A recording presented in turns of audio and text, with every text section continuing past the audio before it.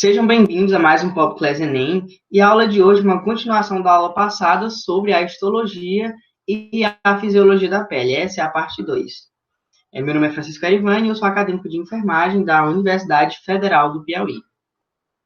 Bem, como eu falei na aula anterior, nessa aula eu vou tratar sobre os anexos da pele e vou trazer para vocês, no fim, questões vestibulares que estão ligadas a esse assunto que a gente tratou nessas duas aulas.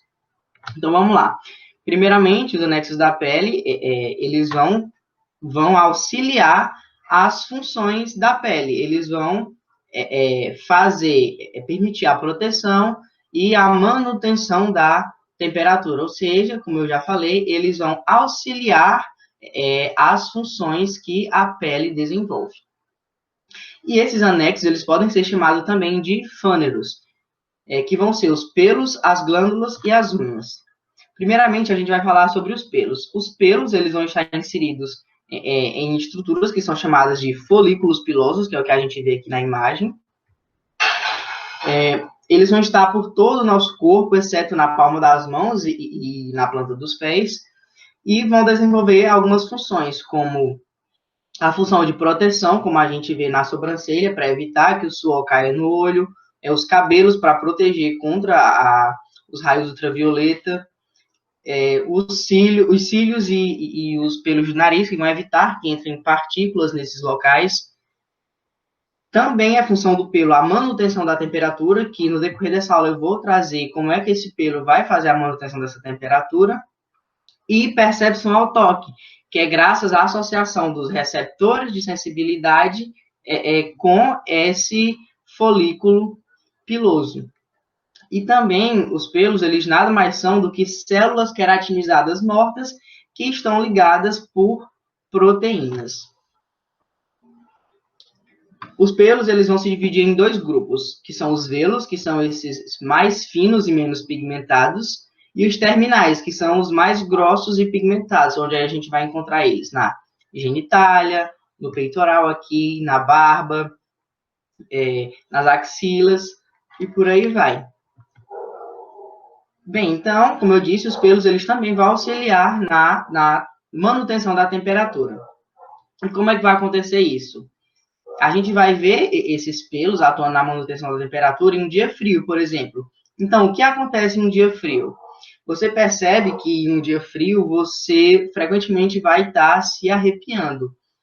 E isso vai acontecer por conta do músculo eretor do pelo, ou músculo piloeretor, que vai contrair e fazer com que esse fio fique arrepiado. Quando ele faz essa contração, ele vai gastar 25% de energia. O resto de energia, que é 75%, vai ser liberado em forma de calor.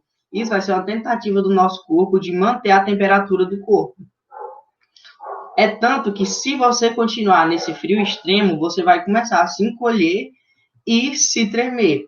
E isso tudo vai causar mais contração, ou seja, mais liberação de energia em forma de calor.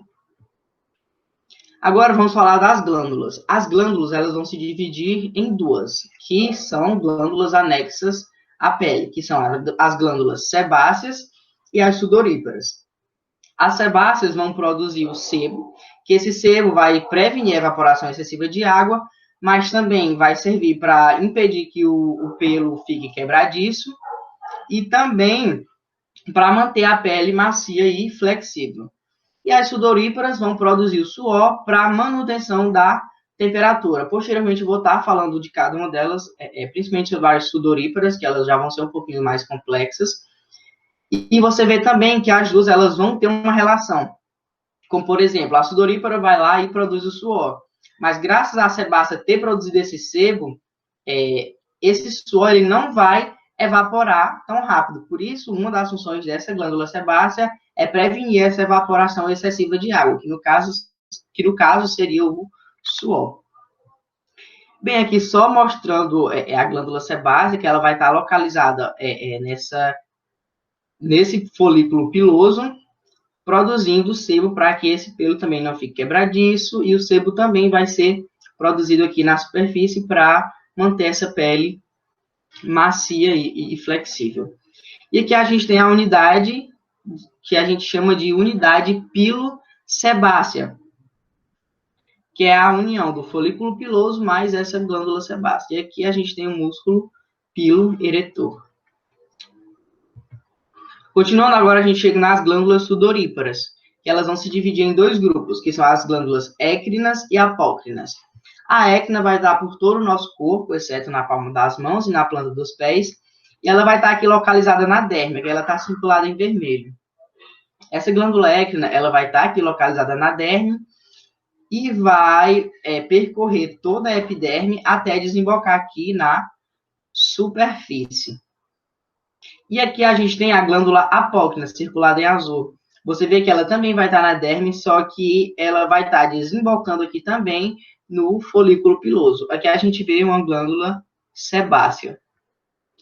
Então, uma coisa interessante é que, por exemplo, o suor que é produzido por essas glândulas, ele é inodoro, ou seja, ele não tem odor nem cheiro. Então, por que algumas pessoas têm um certo mau cheiro? Isso vai acontecer porque, por exemplo, como aqui a glândula apócrina está ligada a um folículo piloso, o suor que vai ser produzido aqui vai ser diferente, vai ter lipídios e proteínas. Então, o que é que acontece? Na puberdade, essas glândulas apócrinas, elas vão ser ativadas devido à ação dos hormônios. Então, por esse suor que é produzido por essas glândulas apócrinas ser diferente, as bactérias vão ter uma maior afinidade com ele, metabolizando esse suor e as substâncias que tem nele, causando um odor característico, que é o famoso CC que a gente conhece, que é chamado de bromidose.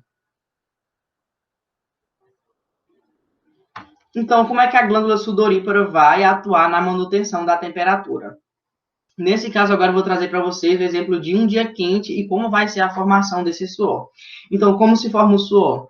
O indivíduo ele vai estar em um dia muito quente e ele vai começar a suar e ficar meio avermelhado. Essa vermelhidão é causada por uma vasodilatação.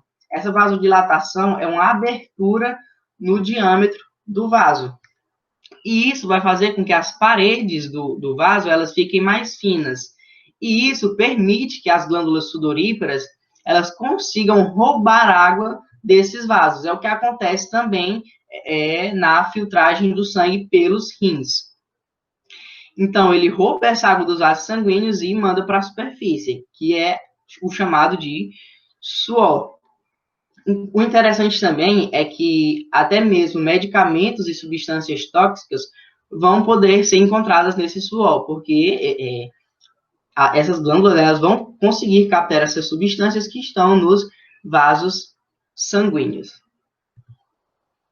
E por último, a gente tem as unhas, que também são chamadas de lâminas ungueais, que vão ser placas de células queratinizadas, mortas e duras. As unhas basicamente vão proteger a ponta dos dedos contra a entrada de micro-organismos e também para ajudar, auxiliar na hora de você pegar algum objeto. Agora, traz algumas questões para vocês de vestibulares que a gente vai resolver aqui junto. Primeira questão aqui. A proteção da superfície corporal dos mamíferos contra os elementos físicos e químicos do ambiente externo é feita pelo tecido, por meio de... Bem, como a gente viu nessa aula, essa superfície do nosso corpo é recoberta pela pele. E a pele vai ter a epiderme, que é um epitélio de revestimento, onde vai ter a presença desses melanócitos e de uma camada de queratina. Então, não vai ser conjuntivo, não vai ser conjuntivo fibroso, não vai ser epitelial glandular, não vai ser reticular denso, vai ser o epitelial de revestimento. Então, a gente marca a letra E. Basicamente, essas questões que eu vou trazer para vocês, elas são muito simples. Você não vai precisar de um conhecimento muito aprofundado do assunto. Você tendo um conhecimento geral sobre o assunto, você acaba por conseguir matar a questão. Então, vamos para a segunda. A segunda questão diz: a pele é o maior órgão do corpo humano. Ela é constituída pela epiderme, externamente, e pela derme, internamente.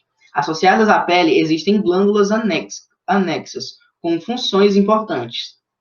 São glândulas associadas à pele: mucosas e sebáceas, a gente não falou de mucosas nessa aula, a gente viu que as glândulas que a gente tem associadas à pele vão ser as sudoríparas e as sebáceas, ou seja, como eu disse, você só precisa, nessas questões, ter um conhecimento básico que você já consegue matar a questão. Então, não é mucosas em sudoríparas, salivares muito menos. Então, a gente marca aqui letra B. E aqui, por último, eu trouxe uma questão que ela é um pouquinho mais, que você já tem que ter um pouquinho mais de atenção para concluir. Então, vamos lá. Que diz, analise as afirmativas abaixo e assinale a alternativa correta. O primeiro quesito.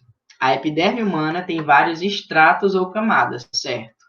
No limite com a derme fica o estrato germinativo. O estrato germinativo é a mesma coisa de estrato basal ou camada basal, cujas células estão em contínuas mitoses. Sim, está correto.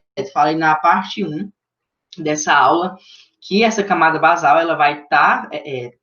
ela quem vai estar em contato com os vasos sanguíneos, ela quem vai ser nutrida pelos vasos sanguíneos, então, para a gente, elas vão estar fazendo essas contínuas mitoses. Então, a primeira está correta. A segunda, entre as células do extrato basal ou germinativo da epiderme humana, se infiltram células especiais, muito ramificadas, os melanócitos, produtoras de melanina, o que dá pigmento à cor à pele.